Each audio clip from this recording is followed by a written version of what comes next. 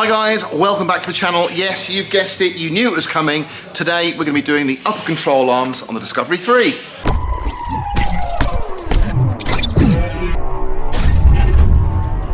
Okay, there we go. So that is the second control arm on, and that's taken me just about 3 hours. So I learnt an awful lot from the first time I did it, and I've got to be honest, I don't quite know how I'm going to edit this together, but I'm going to show you the first one, and then I need to make it clear that it's a lot easier. So, okay, one clip.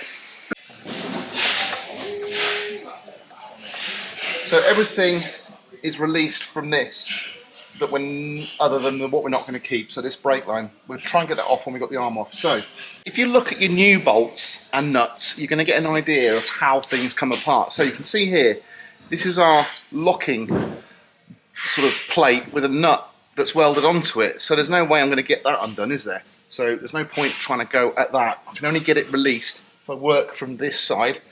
So the bolt there is probably seized into the nut at the end, which has got that captive plate on it, and it's probably fused to the inside of the bush as well. No luck. Okay, initial thoughts is I'm not going to be able to move it. This.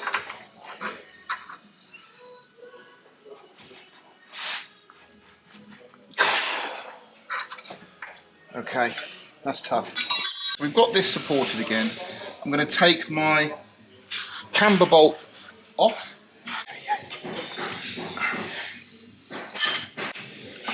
Right, this is our new bush that we're trying to fit. And so, you imagine this bush is in this knuckle. We're basically going to be pushing it out. You see how that's exact size? So we've been pushing that, and we've only been pushing it into this holder here, which goes the other side. So essentially we'll be going like this and pushing it in. Now, I've got to be honest, I genuinely don't think that's going to move. That looks so well bonded in there.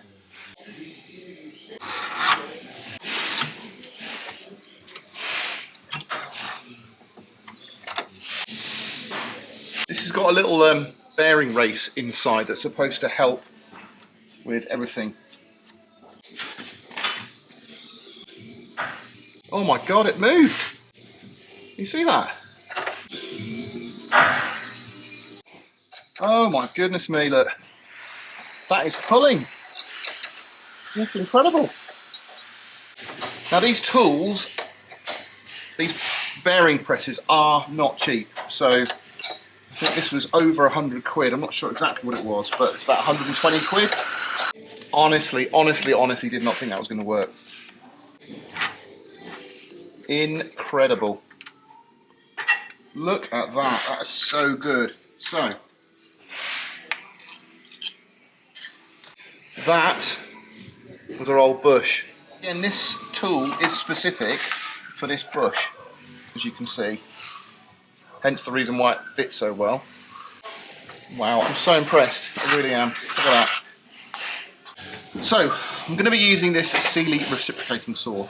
Now, we bought this. I made a mistake thinking that the batteries would fit from our impact gun. So they didn't, but this is a 20 volt bit of kit, so it's a little bit more powerful, which is good. These carbide blades. Now, if I'm honest, 3 of these cost nearly the same as this body only. These were these are about 50 quid, and this was about 70 quid. Now, I'm hoping I can get in there.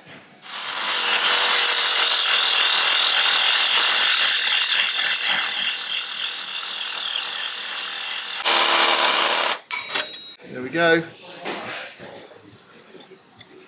We went through. So we are through. And I'm not sure. What I might try and do is, that bolt looks like I can get to it with a socket and the breaker bar. Do you know what? I reckon that's going to go on the gun.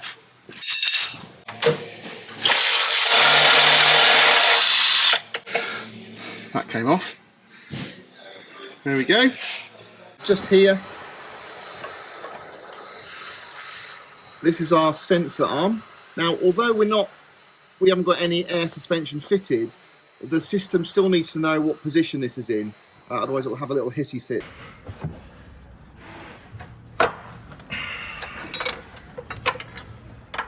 And then, let's see, get on there now.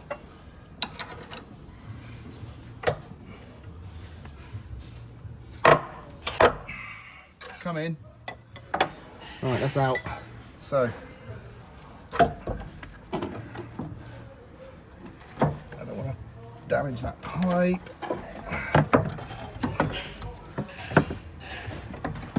Right, we've got a bit of a better view of everything now, so we're okay down here. That's all good. You can just see that bracket just here has twisted, so I just need to twist that back into shape before I drop the new control arm in. Now that was really tricky, and it was mostly because this was all bent out of shape.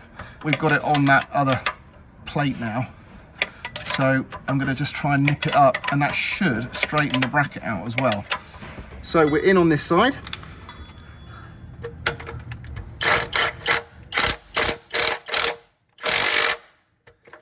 Okay, and then we've got to tighten this one up, and you can see this is still quite out of line. Woo. Okay, we're in. So we've got a camber bolt going back in. Okay. Okay, so I've just copied off the old upper control arm, so that's where we're going to go through. That's quite nice. So it should sit, I think, like that. So I reckon if I just give it a wiggle, it might be all right.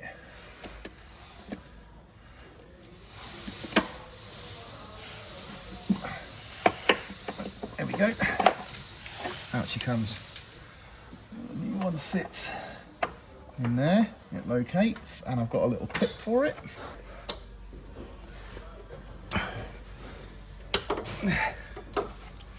Okay, that is our top brake line in. Now we're going to go to that one. You can see here where we want to go in. They have a little, the end on it's kinked towards the caliper, so you have to make sure you get the right hose on the right side. That one's tight, that one's tight, that's tight, and the bottom one's tight. We've got our sensors all in place. This one's still okay, they're all lined in, they're in their respective positions. We've reconnected our ride height sensor. Guide's back in place. So, well, that was a pretty tough job, but I'm pleased we've done it. There was so much slop in those bushes. I'm really hoping it's going to make a difference. We won't know, obviously, until we drive it. It's just super important to make sure everything's torqued up properly and everything's nipped up, which I've done. I'm going to have to bleed the brakes again, but I've got to do the whole other side tomorrow. I've got to say, this is why I love YouTube, and this is why I love doing these videos, because I've learned so much from doing one side now that I should be pretty quick on the other side, and I should be able to avoid a couple of issues that I had on that one. And that is the whole point of you guys watching this video, so you don't have to make the first mistakes and take 5 hours to do that job. You can just dive straight in, you know what to avoid, and I'm trying to make it as user-friendly for you guys as possible, because obviously I'm doing it on the ground just like you might be on the drive, in the garage, and it is doable. I'm going to find out how much we've saved ourselves in labour on a garage doing it for us. Anyway, I'll see you in the morning. Let's have a wash. Morning guys, so it's day 2. I have put my new gloves on because my hands were a mess yesterday. So we've got new gloves. I've just gone down and lubed everything ready to get it all undone. Let me show you.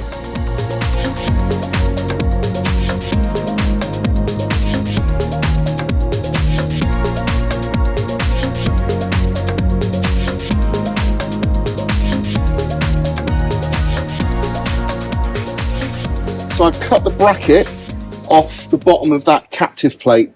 Rather than undo the bolt from the other side, which is going to be a bit tricky, I'm going to try and get a socket on here and break it. There we go.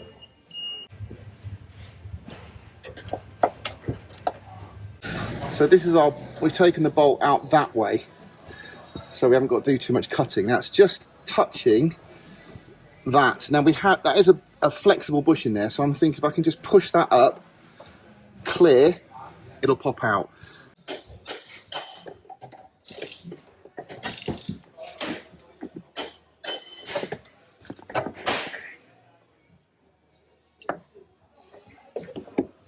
Bolt out. Now it's the awkward one. So that bolt lifts up out of that little slot, but it's kind of fused in there at the moment, so I'm going to have to work that loose, and what I could do with is just pulling it out slightly. So I might get the chisel on there and just try and knock it out, give that little bit of a gap. She's out. So just don't want to damage this cable as I come out.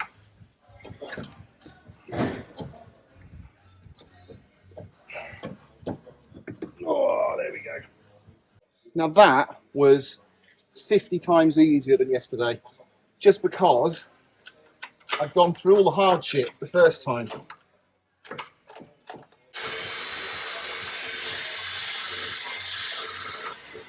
So I've actually just removed the two torques off the bottom cover of the pump.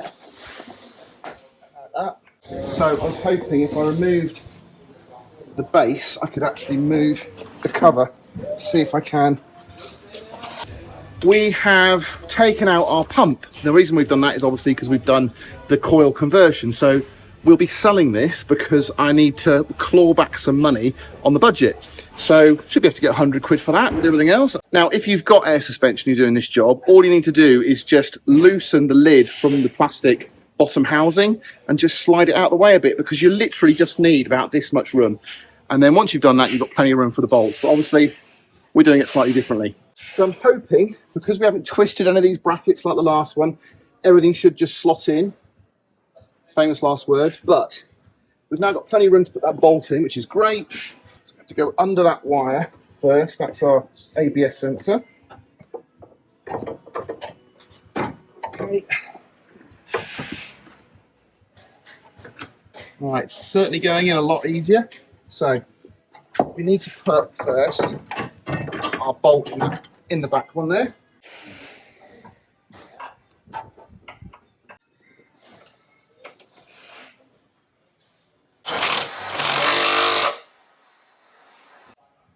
Get our captive plate on there.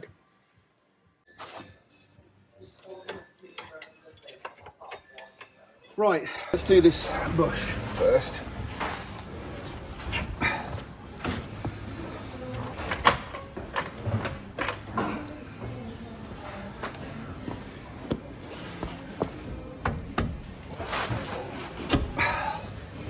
Bang on. Now we've got our eccentric bolt in there, which I got corrected on, which I'm glad I did, because I would have gone through life getting it all wrong. We've got our eccentric washer as well. So that is the way to do it, and that is a much quicker and easier job. I think cutting where I cut was really important. Removing that air compressor box lid just to get your bolt out, again, saved me a heap of time. Using all new hardware, can't be stressed enough how much importance there is in fitting all new hardware, especially on your brake lines, because you're in there. And to be honest, I probably should have done this job when I was doing the springs, but at the end of the day, we're doing things in progression, and yeah, but there we go. So I'm now going to put the wheel on this.